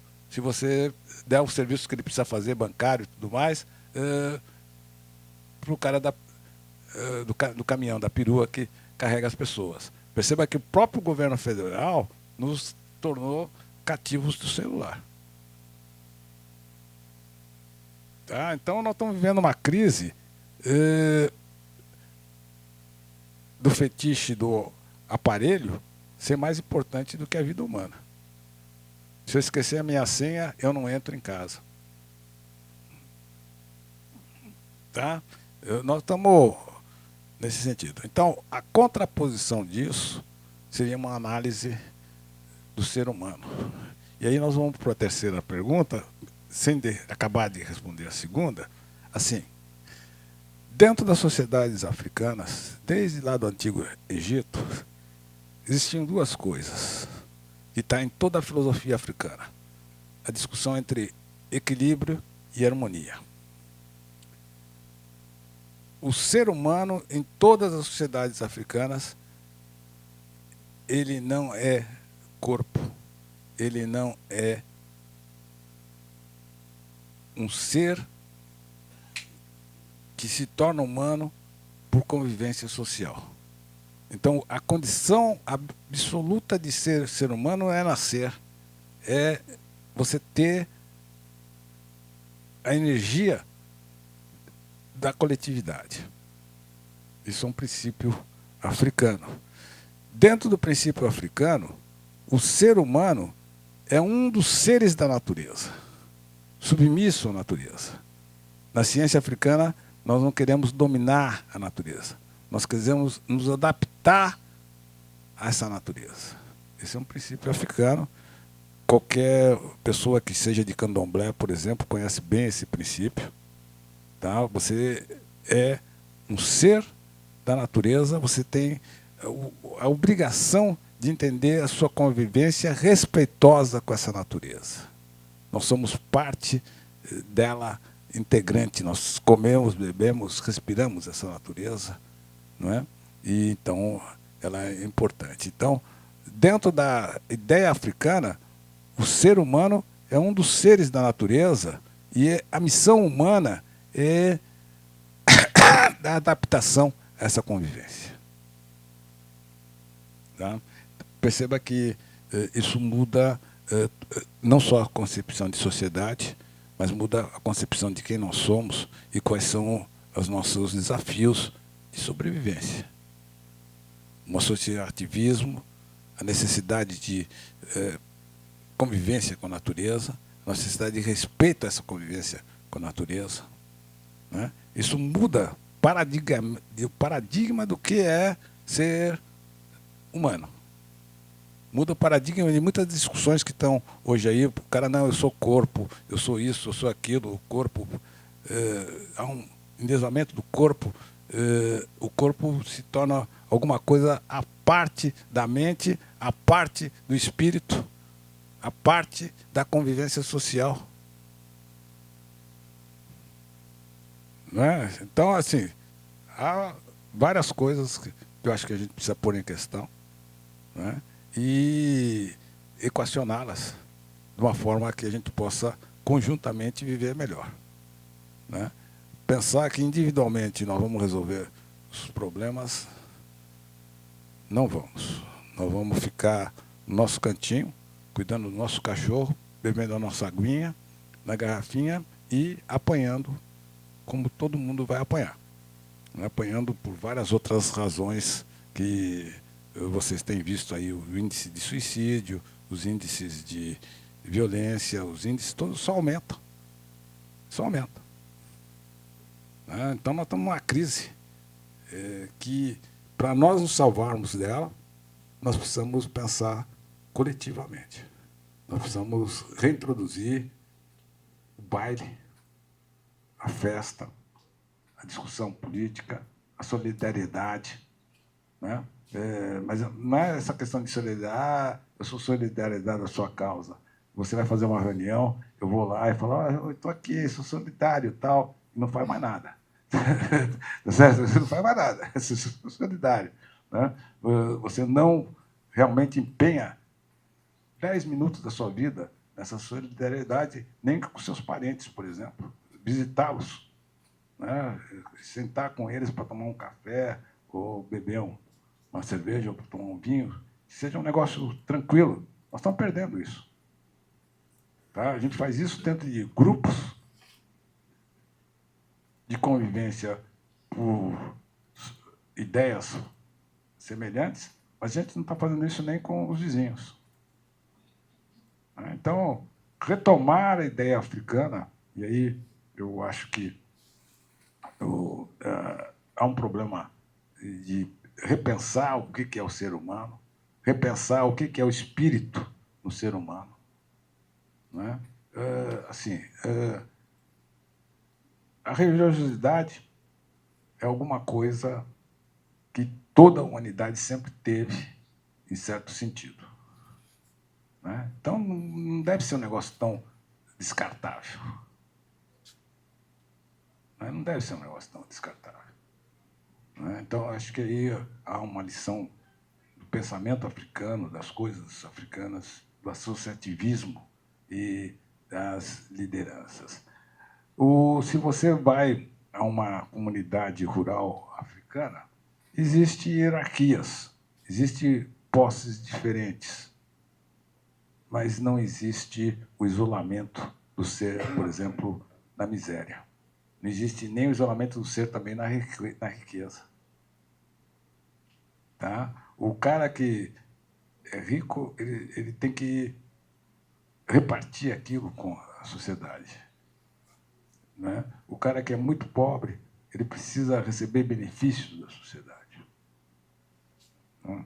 Mesmo existindo hierarquias, elas não podem ser tão díspares, elas não podem ser tão criminosas como elas têm sido. Maravilha, né? Eu ainda vou abrir, tá, mais um bloco de 3 perguntas, a gente tem um tempinho. Quem mais gostaria de perguntar? Bom, boa noite. Boa noite a todas, todos e todos. Boa noite, professor. Sou o professor Gabriel, né, do curso de Geografia da UF de Angra, né? E trabalho com o movimento negro quilombola, né, há algum tempo, aí, desde a minha graduação até a minha tese. E fiquei pensando, assim como o Paulo perguntou, né, 3 perguntas, mas vou tentar juntar em uma só, porque a sua fala é muito potente. E li um pouco também dos seus trabalhos, né, na minha tese e de outros colegas que vão trazer esse debate do movimento negro para a academia. E aí uma pergunta vai no sentido que você falou do paradigma, né? E eu fiquei pensando muito isso, né? Eu aprendi lá no meu primeiro período de graduação com o André Lino que todo paradigma é político, né? Segundo a perspectiva do Thomas Kuhn. E aí eu fiquei pensando isso, né? Que você trouxe. Como pensar, né, para além de uma abordagem epistemológica, né, que a gente vem construindo aí de uma epistemologia negra, né, com uma série de perspectivas, né, nas suas pluriversalidades em relação a diferentes áreas de conhecimento, um novo paradigma, né, um paradigma a partir dessa perspectiva, né, da afrocentricidade, a partir do quilombismo, né, que conversem, ou, né, do próprio panafricanismo, que é uma das principais fontes, né, que a própria afrocentricidade bebe, né, para a gente pensar essa ruptura, né, e essa mudança de paradigma, para de fato ter uma incorporação isso, né, dentro das ciências, né, não só da geografia, mas também da sociologia, né, da história, porque a gente ainda tem uma leitura, né, que se coloca, por mais que haja disputas, né, dentro do campo, há uma leitura ainda que considera, né, as metateorias, né, os paradigmas de uma perspectiva ampla e considera, né, essas outras produções que vêm nos últimos anos, né, não como uma possível construção, né? Então, quais seriam esses elementos para pensar? E aí, nesse mesmo caminho, eu vim trabalhando na minha tese com uma ideia de movimento negro de larga duração. E fico muito feliz de ouvir quando você traz toda essa recuperação de uma memória, né, a partir da sua oralidade, desse movimento, né, do movimento, primeiramente ali, né, no final do século XIX para cá. E aí eu fui trazendo, né, algumas perspectivas também, né, dentro dessa mesma lógica de movimento para além da entidade, né, de larga duração, desde o século XVI, né, pensando os quilombos, né, pensando as irmandades, e aí chegando até o século XX, pensando essa historicidade do século XX com as suas, das suas múltiplas perspectivas. Né. E quanto que pensar o movimento negro, né, como um movimento de larga duração, ele pode contribuir para efetivamente a gente entender que há séculos, né, há uma resistência, né, e uma luta que se aproveita em diferentes ciclos de oportunidades políticas, né, para que possa construir o que na geografia a gente chama de uma política de escalas, né, ou seja, como que esse movimento usa uma estratégia ou múltiplas estratégias políticas para mudar essa ordem. E isso está em vários movimentos negros, né, nessa larga duração. E aí é dialogar um pouco com o senhor a partir da sua reflexão. Eu também bebi na fonte, né, da imprensa negra e fico muito feliz de você trazer essa memória. Inclusive, usei, né, aquelas fontes dos próprios jornais. Então, assim, por que isso tudo, né, toda essa experiência e essa expertise do movimento negro, ela, de fato, ela não está, né, dentro dos nossos currículos, principalmente, né, na educação básica e na universidade somos nós, né, professores que estão lá estudando, lutando para incorporar. Então, um pouco dessa reflexão, dessas duas, né, para a gente dialogar. Obrigado e muito feliz com a sua fala. Professor, eu tenho uma pergunta, vou juntar também com a do Gabriel ali. Você traz, né, na linha do tempo vários, digamos assim, intelectuais, mas a gente percebe que em todos eles eles foram combativos, produziram, mas estiveram na linha de frente. Vai desde do âmbito mais político ao âmbito acadêmico, como Clóvis Moura, que bota o dedo na ferida, vai lá, né, produz, mas vai para o embate. Joel Rufino vai para o embate. Esses vão ganhando o âmbito da acadêmico. E você tem uma trajetória assim. Eu gostaria que você pensasse para me responder assim, a partir da sua trajetória, porque você fala desse lugar também, né? Um professor emérito que já tem uma trajetória consolidada. Então a gente percebe, né, a minha percepção, né, que é aí de uns 30 anos só, né, pouca, que é um discurso na academia, e aí eu estou me referindo, inclusive, quando o movimento negro sai desse campo só fora da academia, mas vai ganhar na academia, sobretudo hoje, mas eu sinto uma ausência, é uma percepção minha, eu queria que você falasse se vê por aí, do combate mesmo, quando você coloca, né, inclusive, você coloca assim, a epistemologia não é a epistemologia que move, mas é exatamente você falou, agora eu me esqueci, o paradigma, né, é o paradigma que move, não é a epistemologia em si. Então a gente percebe as grandes mudanças mesmo, né, elas acontecem a partir dessa, né, dessa perspectiva. E a gente, dentro desse ciclo epistemológico, a gente percebe assim, dentro da academia, as pessoas muito preocupadas na zona de conforto para falar para os seus convertidos, para os seus pares, mas eu sinto falta de combate, de enfrentamento, né? Então, assim, eu queria que você explorasse um pouco sobre isso, porque quando você pontua que todos os intelectuais, homens e mulheres que você trouxe, são pessoas que, quando a gente lê a bibliografia, não simplesmente não produziram da sua sala de jantar, mas estava ali no embate. Aí eu gostaria que você explorasse isso mais. Eu vou fazer várias coisas aqui. Eu vou dizer isso. São pessoas que não têm só discurso, são pessoas que têm práticas, que fizeram práticas. Todos eles, na sua prática, tiveram um envolvimento muito grande com a cultura. Todos eles estavam tentando resolver problemas reais, não problemas só teóricos. Então, isso tem. E aí tem algumas coisas mais complicadas para ser discutida. Por exemplo, Clóvis Moura não aceitou ser professor titular da USP. Ele foi convidado a prestar o concurso. Na USP você pode prestar o concurso de titular sem ter nenhum outro título, não é? Tem um rapaz lá do PT que ele fez isso, ele prestou, agora se fugiu o nome. Mas assim, o que acontece? Ele não aceitou, ele é contra as ideias uspianas. Eu também sou contra as ideias uspianas, eu fui professor da USP e fui embora. Fui para o Ceará, fui fazer outras coisas, mas assim, ser contra tem um preço. Tá certo? Ser contra tem um preço. Tá? Tem várias coisas. Aqui na minha listinha, vocês vão falando lá, eu vou pondo palavrinhas aqui para depois lembrar. Eu falei, olha, a coisa é o paradigma, né? E depois, na linha de baixo, eu escrevi uma coisa assim: eu não sou outra, eu não tenho outras ideias, eu tenho ideias.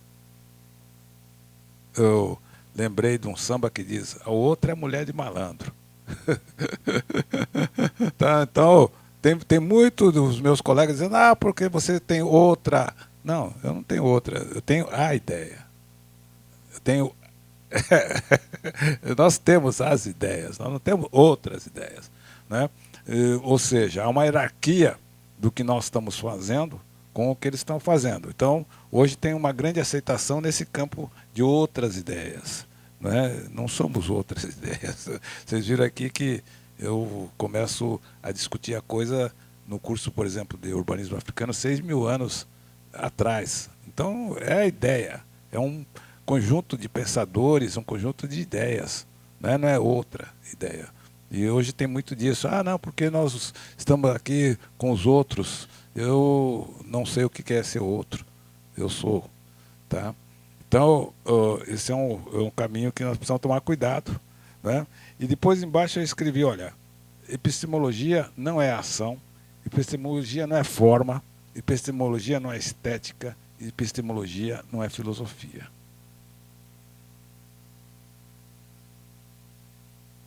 Epistemologia não é ação, epistemologia não é forma, epistemologia não é estética, epistemologia não é filosofia.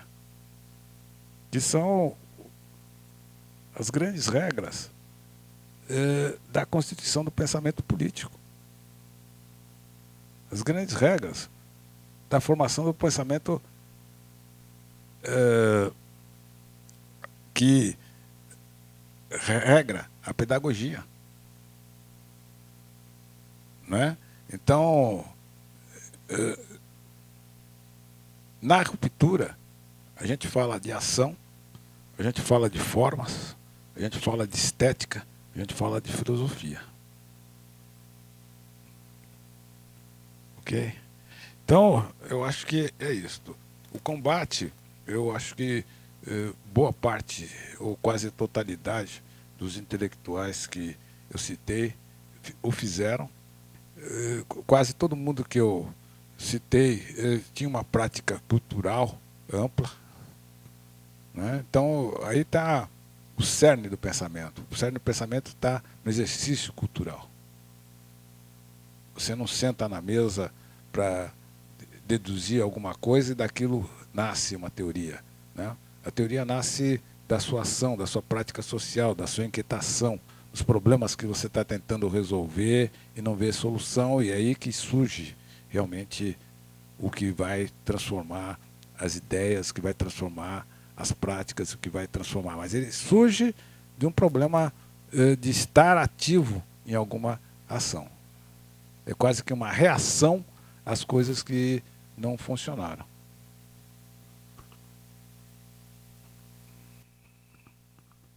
Bem, antes de encerrarmos, o professor, né, deixou para o acervo da ludoteca aqui um exemplar que vocês podem procurar. Está disponível, professor, no mercado, Tecnologias Africanas e Educação. Tá? É um livro, pelo que eu vi aqui, né, com a linguagem bem didática, tá? Bem acessível, pela editora UIFBA, né? O segundo livro aqui, Organizadores, também, né, ele é um dos organizadores, As Insurgências Urbanas e Rurais da População Negra.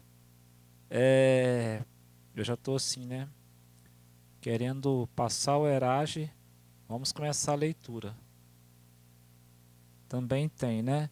E o professor Henrique também, gente, tem pesquisa aqui em atividade, né? Inclusive a mediadora, porque isso que é o legal, né? O professor Henrique tem uma trajetória, tudo que eu li aqui, mas ele é uma pessoa que tem laços nos lugares mais diversos, né? Então a Márcia que está aqui hoje, fica de pé, Márcia, as pessoas talvez não, né? A Márcia é professora da educação básica de língua portuguesa e que fez um mestrado em educação, né? E conheceu o professor Henrique e agora orientando, né, Márcia? Teve agora recentemente nas Europa, né? E ele tem um trabalho, né, aqui na atividade que o professor Henrique, né, a gente utiliza, inclusive, eu utilizo, né, nas minhas referências aqui, um conceito que ele trabalha que é muito interessante, que é de bairros negros, sabe? Vocês já ouviram essa expressão sobre bairros negros? Né? Então, professor, para finalizar, eu gostaria que o senhor fizesse só um comentário sobre bairros negros, assim, inclusive, né, você tem um trabalho com você, né, Márcia, que eu acho que é interessante porque é um recorte, né, é um olhar, vou colocar assim, tá, bem interessante para a geografia, tá? Porque às vezes a gente estuda cidades pequenas e a gente tem dificuldade, às vezes fica aquelas operações no conceito de geografia só com, né, cidades médias, né? Porque a geografia olha muito para isso, né, gente? Vamos falar a verdade, né? Então, eu acho que assim, é um caminho bem interessante, um diálogo bem próximo, tá? Bom, eu, quando era moleque, eu conhecia muito bem os bairros onde tinha população negra, porque eram os bairros onde tinha escola de samba e onde tinha baile, festa. Então, eu quando saía com meus amigos, a gente falava, vamos para Casa Verde, tem um baile lá na Casa Verde Alta, os negros do tal lugar estão fazendo tal coisa, e tudo. Então, tinha já uma divisão geográfica da sociedade. Não é? E, assim, você tem a primeira socióloga brasileira chama-se Virgínia Bicudo. É uma militante, é uma negra militante. A Virgínia Bicudo, ela é a primeira pessoa que estuda essa história de bairros negros sem pôr o nome bairros negros. Mas o que ela fez? Ela sofria discriminação e não se conformava com a ideia de sofrer discriminação. Isso em 1940. Ela tinha um pai muito bem economicamente. O pai dela tentou fazer medicina em São Paulo e não conseguiu ser aprovado no curso de medicina. É um dos negros da época do meu pai. Ele trabalhou como chefe do correio, tudo mais e tal, e a mãe branca. E aí ela havia uma disparidade muito grande de tratamento entre ela e as outras pessoas, mesmo no ciclo que tinha poder aquisitivo. E ela fez sociologia, foi a primeira turma formada em sociologia no Brasil, a escola de sociologia que não é da USP, é uma escola de sociologia política em São Paulo que não é da USP, as pessoas confundem com a USP. E dos 8 formados, a única mulher e a única pessoa negra desses 8. E foi a primeira pessoa a defender uma dissertação de mestrado em sociologia no Brasil, e estudando realmente a freguesia do Ó, que é um bairro negro. Né? Então, assim, há limites na sociedade, dados geograficamente, que são limites históricos. Eles não são só geográficos, eles são históricos geográficos, eles são históricos geográficos sociológicos. Né? Então, é um conceito que não serve para todos os lugares, mas serve para nuclearizar uma série de pessoas, mas nuclearizar essa série de pessoas não só pelas precariedades sociais que essas pessoas vivem. O bairro negro tem dificuldades, mas ele tem uma cultura, ele tem uma vivência das pessoas, ele tem solidariedade entre essas pessoas, ele tem uma série de virtudes que não são ressaltadas, né, e que são importantes para a convivência humana.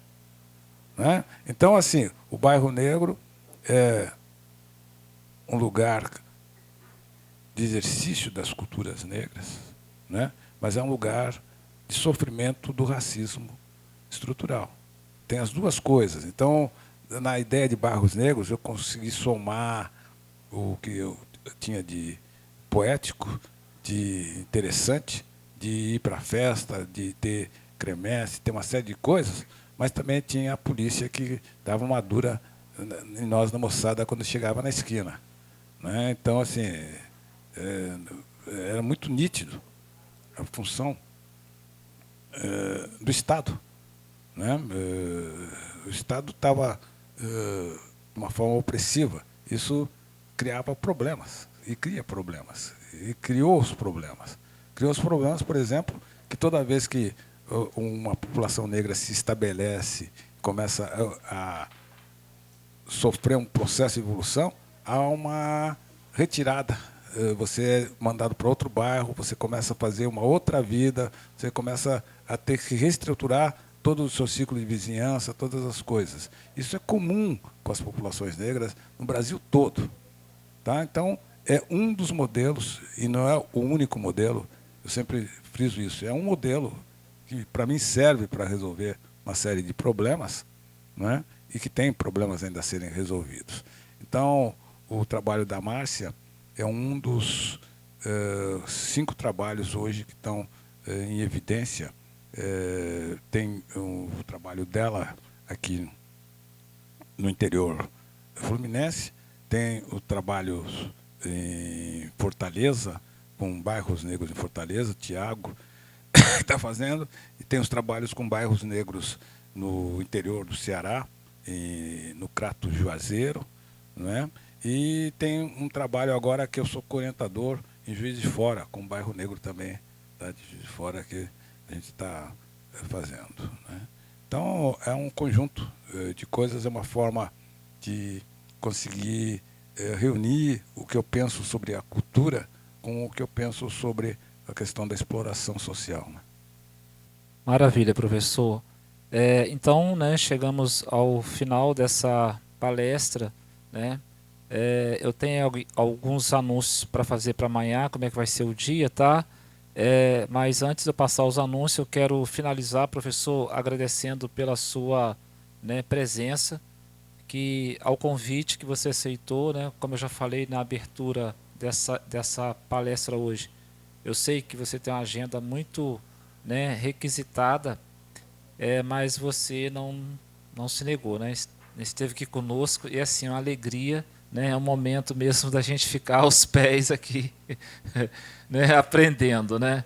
Inclusive aprendendo a ser humilde, né, gente? Porque a gente precisa, né, de aprender isso a cada dia. Quanto mais a gente estuda, menos a gente sabe, né? e mais a gente está aberto a compartilhar. Então, muito obrigado, gente. Uma salva de palmas para o professor.